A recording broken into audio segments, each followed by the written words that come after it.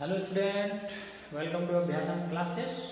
आज हम नया वीडियो लेकर आए हैं बहुपद के शून्य, जीरोज ऑफ पॉलिनोमियल।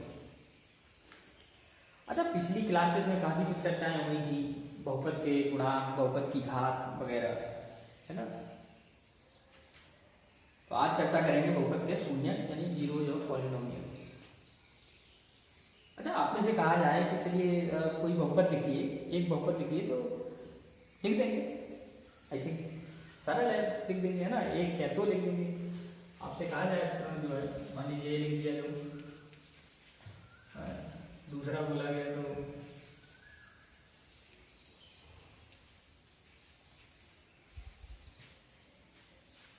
लिख दिया, सिंपल है, बिल्कुल ठीक है, सही है, बहुपद है, पॉलिनोमियल है,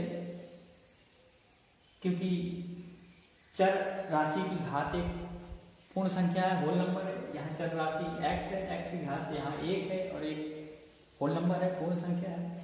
सेकंड वाले में भी चर राशि की घात देखिए 2 है, पूर्ण संख्या है। यहाँ चर राशि की घात 1 है, ये भी पूर्ण संख्या है। तो पूरा बहुपद है। ये व्यंजक जो है आपका एक्सप्रेशन, जो बीजीय व्यंजक है, ये एक बहुपद है।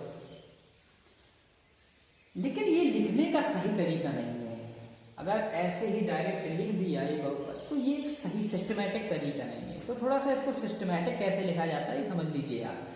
किसी भी बहुपद को लिखने से पहले आप ऐसे लिख सकते हैं, इसको लिखना चाहिए p कोष्टक में x लिख देंगे बराबर, और इसके बाद फिर वो बीजीय व्यंजक आप लिख दो, बहुपद लिख दो। मतलब क्या है इसका, लिखिए p ऑफ x, मतलब कि p मतलब पॉलिनोमियल बहुपद, x का मतलब x में है, x चर राशि में है, ठीक है। तो आगे जब आप सामने देखेंगे तो ये पूरा बहुपद आपका कौन सी चर राशि में है, x में है। p ऑफ x बराबर 2x प्लस 4। तो सामने वाला ये आगे वाला पॉलिनोमियल आपका x में है। यहां से देख के आप बता सकते हो कि ये बहुपद आपका कौन सी चर राशि में होने वाला है। अब इसको लिखने की बारी आई तो इसको भी आप लिख सकते हैं, ठीक है। क्योंकि यहाँ p यूज कर चुके हैं एक ही क्वेश्चन में, दो बार वही अक्षर ना यूज करके दूसरा को यूज कर लेंगे, हम q ले लेंगे, ठीक है। q ऑफ x, तो यहाँ भी x लिखने से समझ में आ गया कि आगे का बहुपद आपका x चर राशि में है।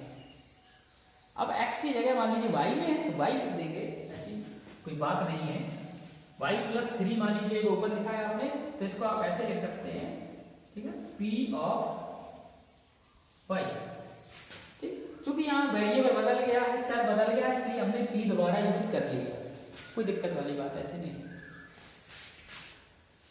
तो ये तो हो गया कि एक सिस्टमैटिक तरीके से लिखते हैं, किसी भी बहुपद को ऐसे लिखते हैं, ठीक है।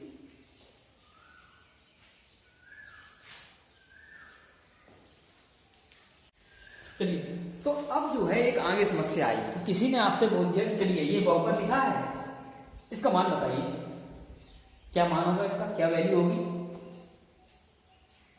तो ये अपने आप में एक अधूरा क्वेश्चन है, कंप्लीट क्वेश्चन नहीं है। ऐसे दे दिया और बोल दिया चलिए मान बताइए। मान हम तभी बता सकते हैं जब हमें कोई बिंदु दिए जाए, पॉइंट दिए जाए। कैसे? पूरा क्वेश्चन ये होगा कि कोई पूछते कि चलिए इस बहुपद का मान बताइए x बराबर 2 पर, x बराबर 3 पर। ये कंप्लीट क्वेश्चन होगा। चलिए ठीक है, मान लीजिए अब ऐसे ही उसने दे दिया, तो अब कैसे करेंगे, अब मान कैसे निकालेंगे हम, किसी बहुपद का मान किसी बिंदु पर कैसे निकाला जाता है, इसको समझिए जरा। x बराबर 2 पर हमें निकालना है, कुछ नहीं करना, बिल्कुल सिंपल सा फंडा है कि जहां जहां x है वहां हम 2 रख देंगे और मान हमें मिल जाएगा।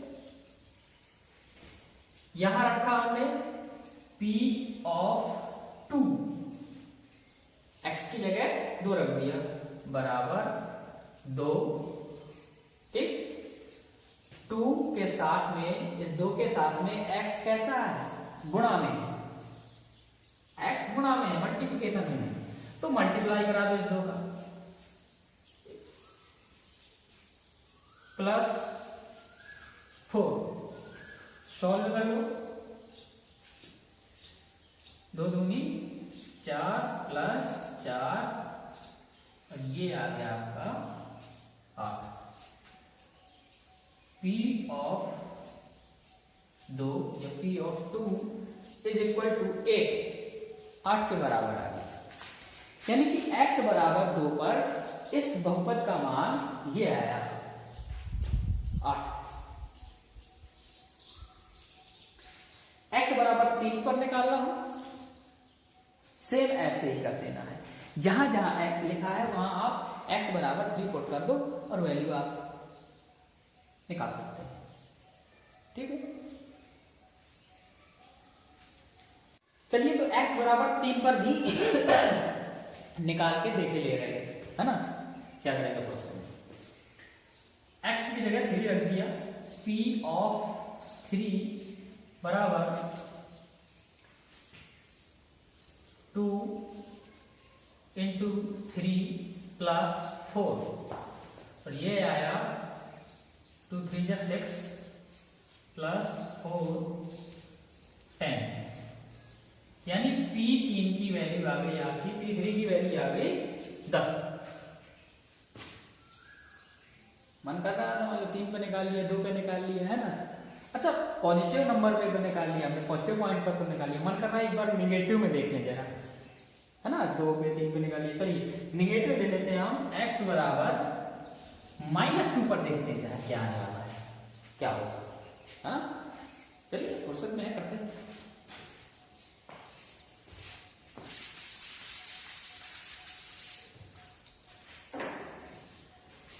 यहां रखा हमने P ऑफ -2। ध्यान दीजिए 2 मल्टीप्लाई बाई -2 एंड +4 सॉल्व करेंगे। माइनस का 4 और प्लस का 4, अरे ये तो 0 आ गया।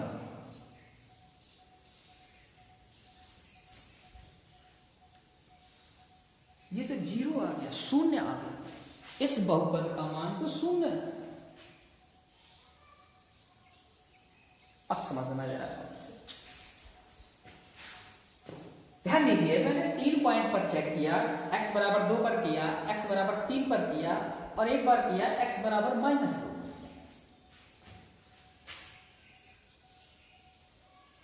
सॉरी, तो एक बार आपकी वैल्यू 8 आई, एक बार 10 आई और एक बार इस बहुपद का मान आया 0। तो जिस पॉइंट ने आपके इस बहुपद की वैल्यू 0 कर दी, 0 कर दी, वही इस बहुपद के शून्यक कहलाएंगे या शून्यक होंगे। जो वैल्यू इसकी 0 करेगा वही 0 होगा या शून्यक। हिंदी में उसको शून्यक बोलते हैं और इंग्लिश में जीरोस। तो ऐसे पॉइंट, ऐसे बिंदु जिन पर इस बहुपद का मान 0 हो जाएगा, 0 हो जाएगा, वही सिंपल सी बात है, वो उस बहुपद के शून्यक हैं, 0 है। ये बिल्कुल क्लियर कट बात होगी। इसका उल्टा भी करेंगे, समझते हैं, देखते हैं। अब आपके सामने एक नया बहुपद ये है,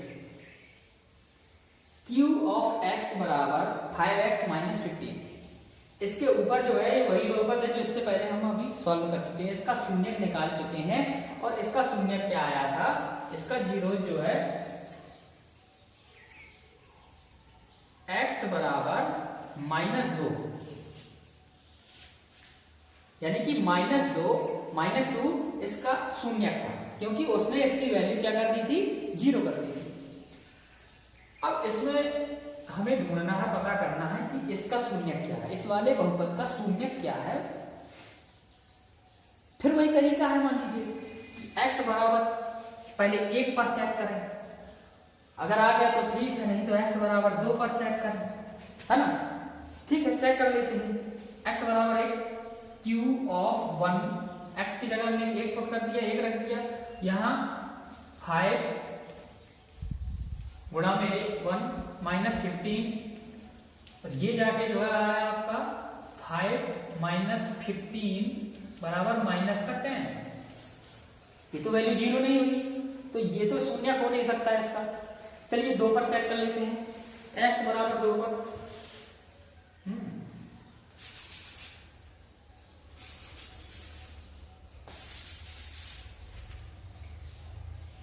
यहाँ 2 कर दिया, x की जगह यहाँ 2 कर दिया, और माइनस 15, ठीक है। 5 दूनी 10 माइनस 15, ये आया आपका कितना, माइनस का 5। तो इसने भी वैल्यू इसकी 0 नहीं करी। अब x बराबर 3 पर चेक करें,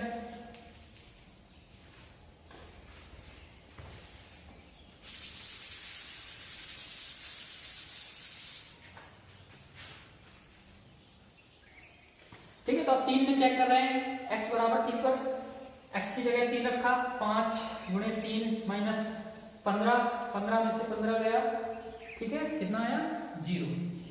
लीजिए x बराबर 3 ने वो काम कर दिया, इस पूरे बहुपद का मान आपका 0 ले आया। इसका मतलब है कि 3 जो है इस बहुपद का एक शून्य है। लेकिन थोड़ा अजीब नहीं लग रहा है कि अब ऐसे मान लीजिए इसमें 3 बार में आ गया, शायद ना किसी बहुपद में हम कम से कम 10 बार देख रहे हैं कि एक एक करके पॉइंट चेक कर रहे हैं, पता चले प्लस में कर रहे हैं, पॉजिटिव नंबर कर रहे हैं, वो माइनस में आया आंसर हमारा। तो इसका कोई सिंपल तरीका होना चाहिए ना कि तुरंत आंसर आ जाए। बहुपद निकालना है, तुरंत एक कोई तरीका होगा जिससे हम आंसर ला सकते हैं अपना। ऐसे तो कहां तक चेक करेंगे, ठीक है। तो बिल्कुल है, इसका तरीका है। क्या है वो तरीका, देखिए समझिए।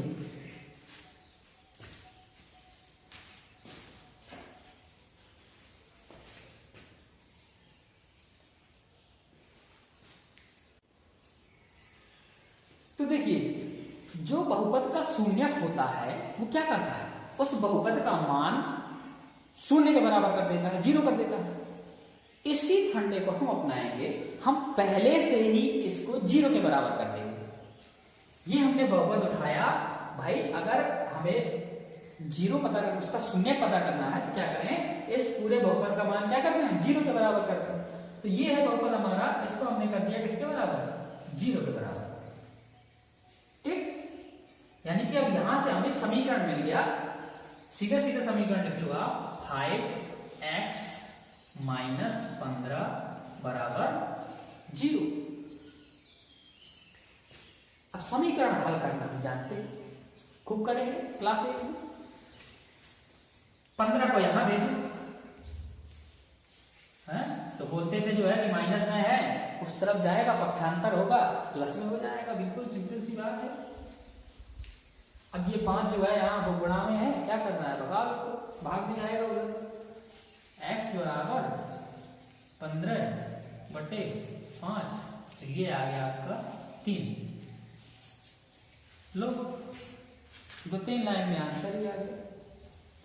x बराबर 3 आया, अरे यही तो हुआ था, एक बार 1 ट्राई किया था, 2 ट्राई किया था, एंड x = 3 पर हमारा इस बहुपद का मान 0 हो गया था। यहां से वैल्यू निकल के आ गई x की, तो x बराबर 3, यानी कि 3 इसका बहुपद। पहले वाले क्वेश्चन में भी चेक कर लेते हैं। याद होगा आपका -2 आया था इसका आंसर। क्या करना है, इस बहुपद को 0 के बराबर है, इस बहुपद को 0 के बराबर कर दो। 2x + 4 = 0। 4 को यहां ले जाओ, प्लस में है, माइनस में हो जाएगा। 2x = -4, यहां ये मल्टीप्लाई में है तो उस तरफ ले जाओ, भाग में हो जाएगा। x बराबर -4/2, और 2 से भाग दिया तो -2। x की वैल्यू आ गई आपकी -2। समीकरण हल करना जानते हैं, क्लास 8 में करें इनको। तो ये है सरल तरीका, इस ऐसे सरल तरीके से हम तुरंत इनके बहुपदों के शून्यक निकाल लेंगे, ठीक है।